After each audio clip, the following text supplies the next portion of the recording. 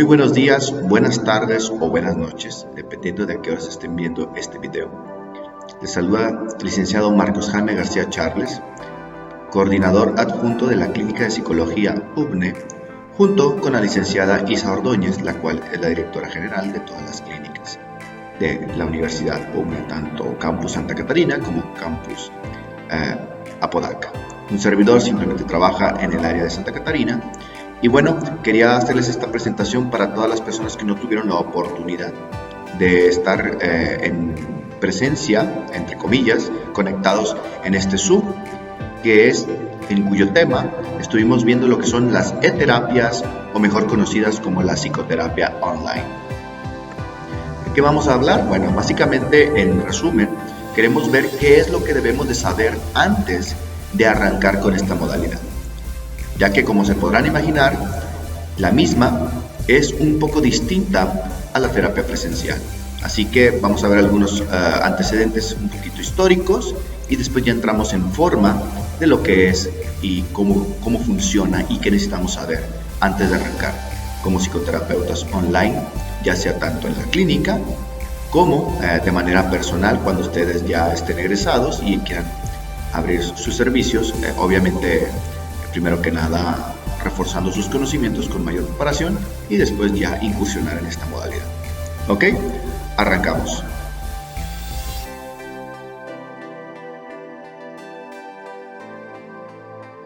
Y bueno, comencemos con la primera pregunta. ¿Qué es la psicoterapia online?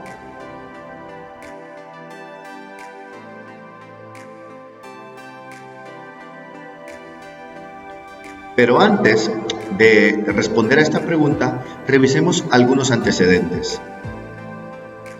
Como antecedentes podemos, por ejemplo, ver que el impacto de las tecnologías de información y comunicación, las famosas TIC o TIC por sus siglas, en México y en el mundo se han incrementado de manera abrumadora a tal punto que son ya parte de una realidad que ha pasado de ser una mera innovación tecnológica en sistemas de comunicación a ser una necesidad imperativa de nuestra sociedad para acceder a distintos tipos de servicios. Evidentemente, la psicoterapia no es la excepción en este rubro por distintas situaciones. En México, en 2019, se estimó que alrededor de 71.1 millones de personas tenían acceso a Internet, lo que supone un incremento de alrededor del 5.9% con respecto al número de usuarios registrados en el año del 2018. Se pronostica que alrededor de 95.3 millones de personas tengan acceso a Internet. Generalmente, las personas tienden a navegar por la Internet a través de un smartphone, según indican diferentes encuestas.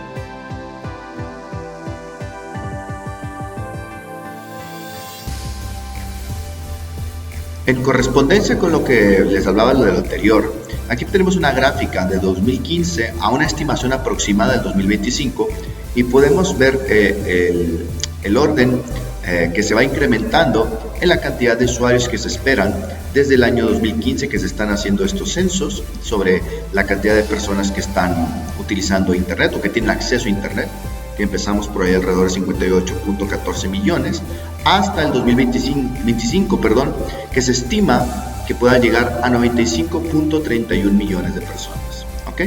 La fuente de esta información pues la pueden ver en Statista, se pueden ubicar en Google o también revisar las diferentes fuentes de información respecto a las tecnologías sobre Internet, el uso de Internet, sobre todo en México. Esta gráfica corresponde única y exclusivamente en México.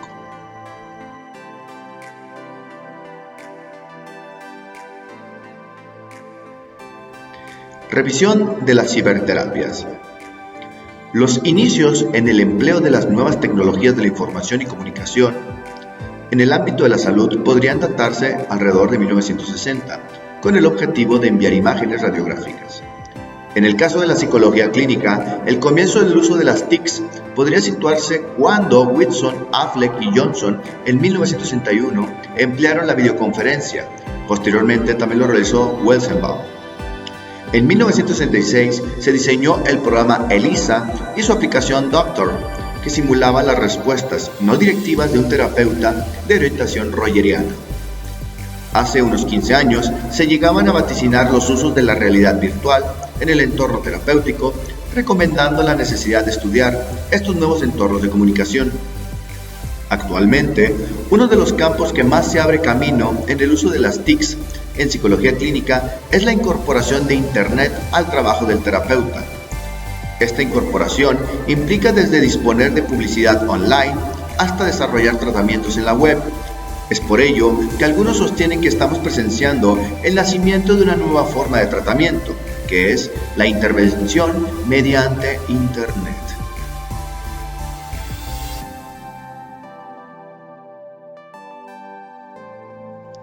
Definición de psicoterapia online. Dar una definición de psicoterapia online es ampliamente complicado. Sin embargo, vamos a tomar algunas de las que sean posiblemente las más sencillas o más fáciles de entender. Por ejemplo, podemos definirla como la modalidad de ayuda a personas que buscan resolver asuntos relacionales y de la vida utilizando como medio de comunicación la Internet. La ciberterapia también suele ser denominada como e-terapia, consulta online, ciberterapia, terapia virtual, terapia online, consejo web, telesalud conductual, telepsiquiatría, consejería a distancia o e-terapia conductual. Como ya les decía, el intento de definición conceptual en las ciberterapias es ampliamente problemático, así como lo es la definición de qué es una psicoterapia. En ambos conceptos existen puntos de vista divergentes, ya que tanto psicoterapia como ciberterapia son conceptos polisémicos, es decir, que pueden tener distintos significados.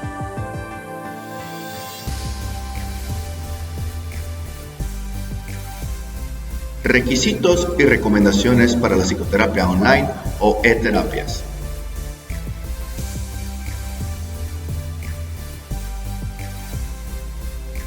Comencemos con algunos de los requisitos para poder ejercer esta actividad de psicoterapia online. Número 1, aunque muy obvio, pero no hay que dejar pasarlo por alto, es la acreditación profesional para ejercer como psicoterapeuta. Número 2, disponer de un sitio web de calidad y crear una marca digital. Número 3, contar con herramientas de comunicación online. Número 4, estrategias para la obtención de clientes utilizando las herramientas tecnológicas y plataformas digitales, tales como redes sociales, foros o páginas web. Cumplir con la tramitación burocrática respectiva de cada país para ejercer esta actividad económica. Y la gestión de pagos para el cobro de consulta. Evidentemente, muchos de estos requisitos, por ejemplo, en la clínica de psicología, ustedes no tienen la necesidad de llevarlos a cabo, tales como, por ejemplo, la tramitación burocrática, la gestión de pagos. Todo eso va a correr, evidentemente, por cuenta de la universidad. Lo que sí, en cuanto al punto número 1, acreditación profesional para ejercer como psicoterapeutas, aquí evidentemente ustedes van a ser practicantes, por lo cual van a estar siendo asesorados tanto por la licenciada Isa Ordóñez como por un servidor, y los cuales nosotros somos los principales responsables de la clínica de psicología y estaremos al pendiente y de todos los casos que ustedes estén llevando a cabo para poder dar un buen servicio.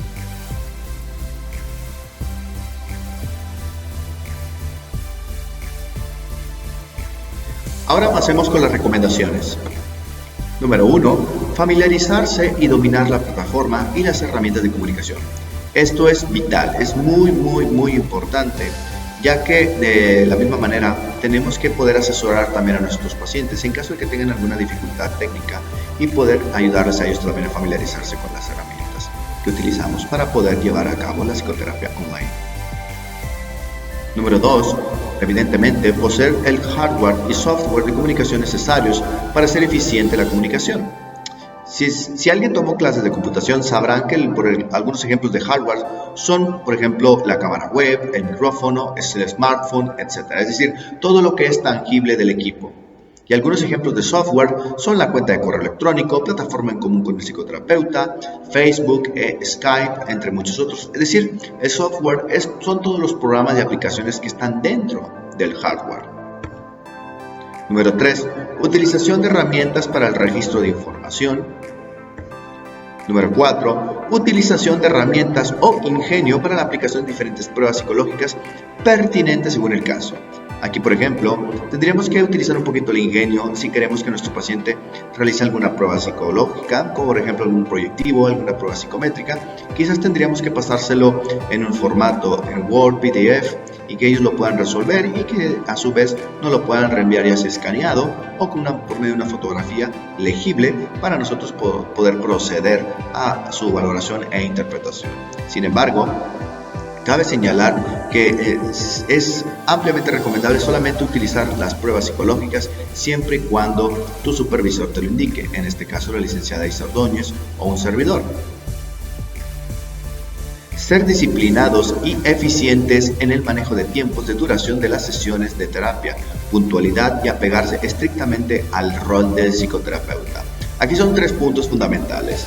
En cuanto a lo que viene siendo la puntualidad, o más que nada, vamos por partes, como por ejemplo el tiempo de duración.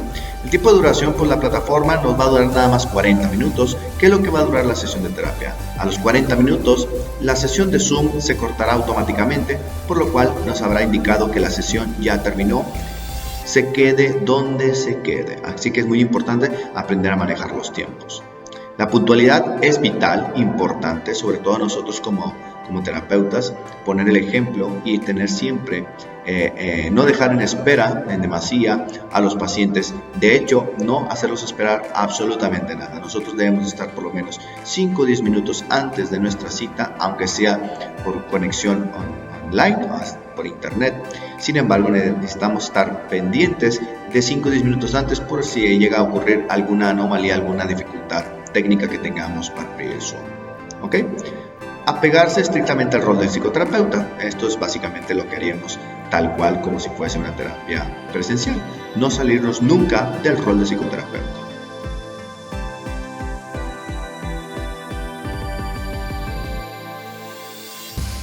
Como más recomendaciones tenemos también el tener claro los horarios de las sesiones de terapia, evitar las llamadas espontáneas, en caso de que utilicemos aplicaciones como WhatsApp o Skype, esto con el fin de evitar sesiones de terapia espontáneas en horarios no correspondientes.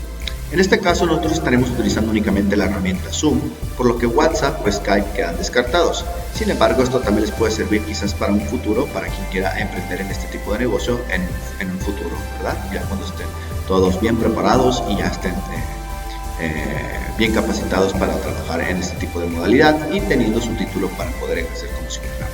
¿Okay? Obviamente también tomando cursos y demás sobre psicología clínica para obtener mayor abordaje y tener mayores competencias y poder brindar un mejor servicio.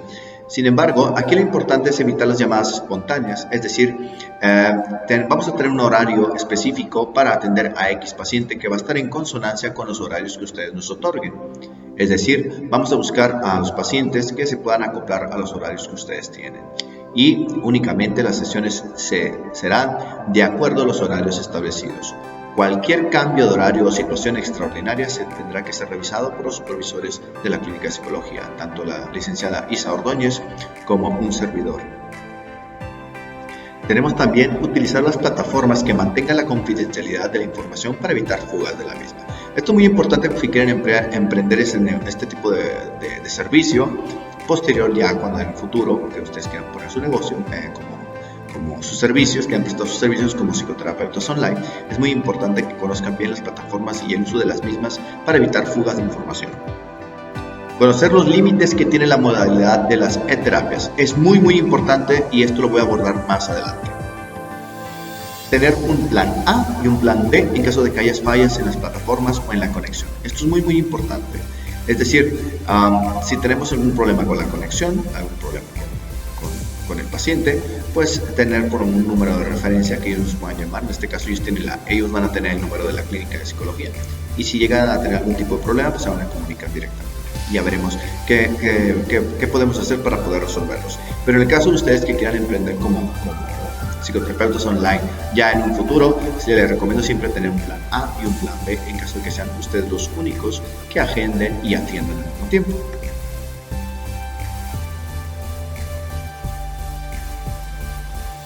¿Cómo es o cómo sería el abordaje terapéutico en las e-terapias o psicoterapia online? Veámoslo.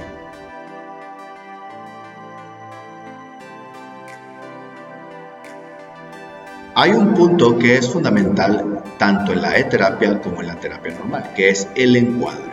Vamos a revisar más o menos lo que es el encuadre. El encuadre es cuando le explicamos a nuestro paciente cuál es nuestra forma de trabajar y los diferentes elementos que estructurarán la relación terapéutica para que puedan producirse los cambios internos que estos vienen buscando.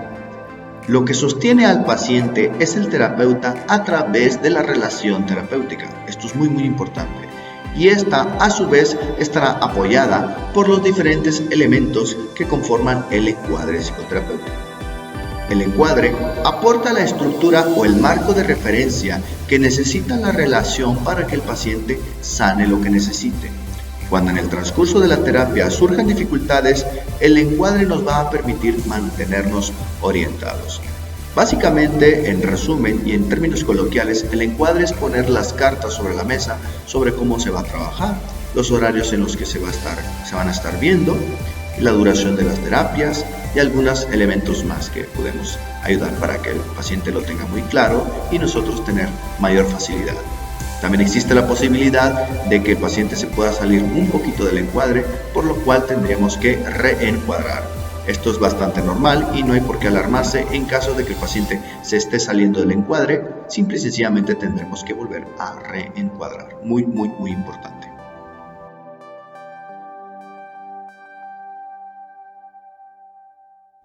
Anteriormente les mencionaba sobre los límites de las terapias. Aquí vamos a analizarlos en ventajas y desventajas. Veamos primero las ventajas. En ventajas tenemos, por ejemplo, como número 1, el contacto sin límite espacial, es decir, que no necesariamente tenemos que verlos personalmente, evidentemente. Número 2, contacto sin límite temporal, siempre y cuando así lo defina el terapeuta. Aquí en este caso no va a ser necesidad. Aquí vamos a tener un solo horario y únicamente si es necesario y si se puede, será revisado por los coordinadores de la clínica. Número 3, permite el registro literal y sencillo de las sesiones. Número 4, permite al cliente la relectura de la sesión. En este caso no vamos a utilizar, estaremos revisando si es posible o no, pero de momento no será posible para el paciente volver a releer la sesión, salvo que haya alguna autorización por parte de los coordinadores. Vamos a ir paso a paso y vamos a ir viendo cómo va funcionando. Por lo pronto, primero que nada es irnos adaptando a esta nueva modalidad. Por último, tenemos la prevención primaria y tratamiento para personas con problemas no clínicos, es decir, no necesariamente tenemos que tratar a personas que tengan altos problemas de índole psicológico o psiquiátrico. Perdón, esta ya es la última, es el costo relativamente menor. Es decir, aquí por costo relativamente menor, a pesar de que el costo sigue siendo el mismo aquí en la clínica, pero al menos los pacientes se van a estar evitando el costo, el gasto que van a tener que hacer por transporte, ¿no? Ya sea en gasolina, para acercarse a la clínica o para ir a la clínica, o también por el transporte, el pago de transporte, sea taxi o transporte urbano, ¿no? Tenemos también las desventajas, como todo. En las desventajas tenemos como número 1, no es funcional para psicopatologías o trastornos más profundos. Muy importante, repito, no es funcional para psicopatologías o trastornos más profundos. Cuando tratamos un trastorno muy profundo, tenemos que revisar realmente si es posible que se pueda atender vía online. Eso lo vamos a revisar tanto los supervisores, ustedes nos van a hacer llegar el caso, nos van a decir de qué se trata y nosotros analizaremos si evidentemente les podemos ayudar a este tipo de pacientes, a qué pacientes sí podremos ayudar y qué pacientes no, en función de su psicopatología. Tenemos la merma o pérdida de comunicación visual y auditiva. Esto evidentemente propio de la plataforma, propio de alguna falla o quizás porque evidentemente solamente podemos ver hasta donde la cámara web nos permite ver, ¿no? Dificultad de manejo de crisis. Esto pues se sobreentiende. Es muy difícil manejar la crisis con alguien que está del otro lado de la pantalla. Asuntos jurídicos y legales al tratar pacientes de otros países. Bueno, por el momento no tenemos planes de atender pacientes de otros países, pero bueno, no se descartan en caso de que se llegue a dar el caso. Falta de formación tecnológicas, es decir, que nos falte un poquito de formación en cuanto al uso de las herramientas. Es muy importante adaptarnos rápido a las herramientas y utilizarlas de manera adecuada para poder dar un buen servicio.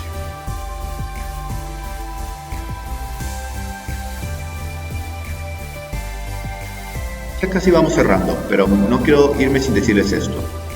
De que dentro de los elementos y las estructuras que formarán parte de la psicoterapia online está el informar a nuestro paciente sobre las herramientas tecnológicas necesarias para poder así ofrecer un servicio de calidad.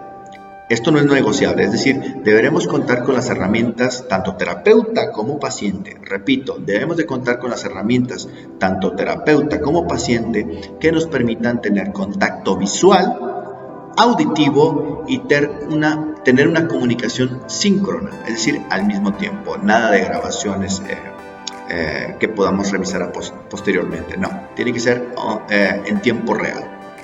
Así como también, hacerle ver que al tratarse de medios informáticos existe un riesgo mínimo de fuga de información que muchas veces no depende del manejo de la información por parte del psicoterapeuta, sino de la naturaleza propia de la red. ¿Okay? Esto también podemos verlo inclusive dentro del encuadre, ¿no?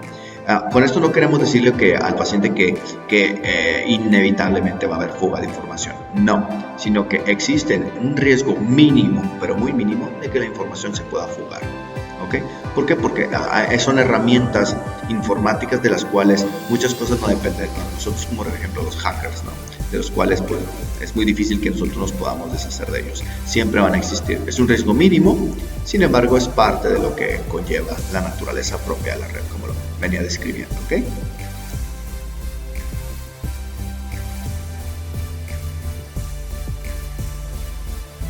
Y bueno, ya para ir cerrando un poquito sobre lo que es ética profesional, del cual ya hice un video más adelante, ya se grabó un Zoom respecto a ello, pero vamos a dejar hablar un poquito de esto nada más como de una manera, un intro muy sencillo.